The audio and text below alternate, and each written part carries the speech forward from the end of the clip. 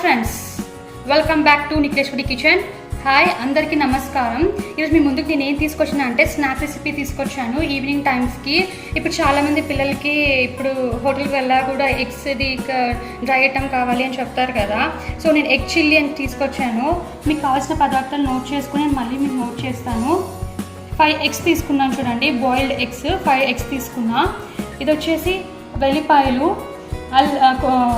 అల్లం పేస్ట్, కొత్తిమీర, ఆనియన్స్, పచ్చిమిర్చి. ఆనియన్స్ వచ్చేసి మీడియం సైజ్ తీసుకున్నాను, ఒకటి చిన్న చిన్న పీసెస్ కట్ చేసుకోండి. గ్రీన్ చిల్లీస్ వచ్చేసి 5 తీసుకున్నాను, హాఫ్ లా కట్ చేసుకున్నాను.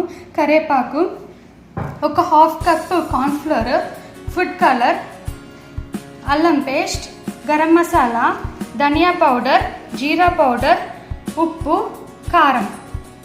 నోట్ చేసుకున్నారా? ఇంకొకటి and green chilli sauce and soya sauce and tomato sauce.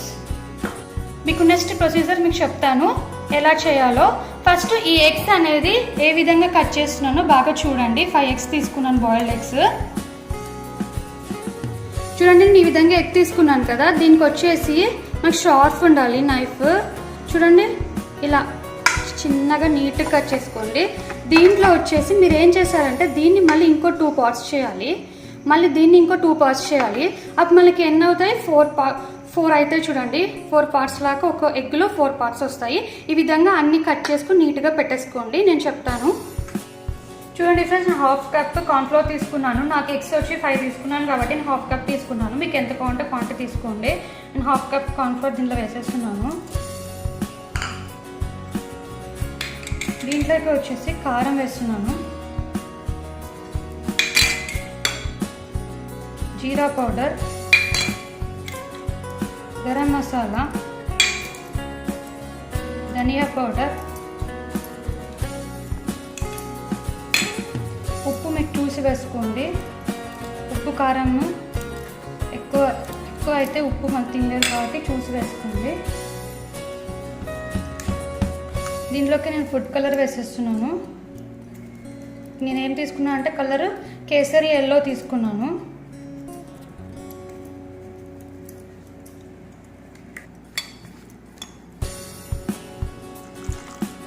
Water వేసి తడిపేసుకుంటున్నాను. చూడండి, ఈ విధంగా చేసేసుకున్న బ్యాటర్ అనేది ఈ విధంగా ఉండాలన్నమాట. మనం డిప్ చేసేదే కదా, సో ఈ విధంగా ఉండాలి. దీంట్లో అన్నీ వేసుకొని చూపించాను కదా, నేను మళ్ళీ మీకు నోట్ చేస్తాను. హాఫ్ కప్ మైదా పిండి తీసుకున్నాను. ఏం చేస్తున్నానంటే దీంట్లోకి ఈ ఎగ్స్ ఉన్నాయి కదా, ఈ ఎగ్ ఉంది కదా, దీంట్లోకి వేసి ఇలా అనుకోండి. ఇలా అనుకొని ఇలా అనేసుకొని పక్క పెట్టేసుకోండి. ఈ విధంగా అన్నీ చేసేసుకోండి. నేను మళ్ళీ చూపిస్తున్నాను. ఇది ఏమవుతుందంటే మనకి స్టిక్ ఆన్ కాదనమాట, బాగా పొడి పొడిగా వస్తుంది. ఇలా నేను చెప్పాను కదా మైదా పిండిలో కొంచెం పొడి వేసుకొని ఇలా అంతా అనేమని, అంతా అట్లా అనేసుకున్నాను. చూడండి, అన్ని విధాలుగా. ఇప్పుడు ఏం చేస్తానంటే దీంట్లోకి డిప్ చేయండి. ఇలా హీట్ అయిపోయింది చూడండి, ఈ విధంగా ఉండాలి. సిమ్లో పెట్టుకొని చేసేసుకోండి. నేను ఆనియన్స్, కరివేపాకు అన్నీ వేసేస్తున్నాను. చూడండి, వేసేసుకున్నాను. దీంట్లోకి నేను అల్లం పేస్ట్ కూడా వేసేస్తున్నాను. బాగా కలిపేసుకోండి.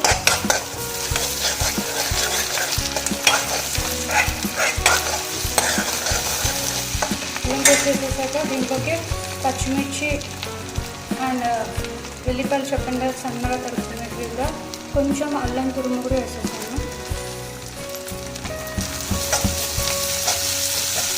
సో అంతా కలిపేసాను నీట్గా. హైలో పెట్టిన సిమ్లో పెట్టుకున్నా. ఇది కొంచెం మగ్గాలి కదా, ఇదంతా కలిపేసాను. నేను వచ్చేసి ఏం చేశానంటే ఇది ఉంది కదా, ఒక 2 spoons కార్న్ఫ్లోర్ తీసుకొని ఒక వాటర్ వేసేసి ఒక పేస్ట్ లాగా చేసేసాను. దీంట్లో వేసేస్తున్నాను. చూడండి, కూడా ఇలా అంతా హైలో పెట్టుకొని అంత మొత్తం పేస్ట్ వేసాను కదా, అంతా కొంచెం బాగా కలిపేసుకోండి. కొంచెం సోయా సాస్ వేసాను, గ్రీన్ చిల్లీ సాస్ కూడా వేస్తున్నాను.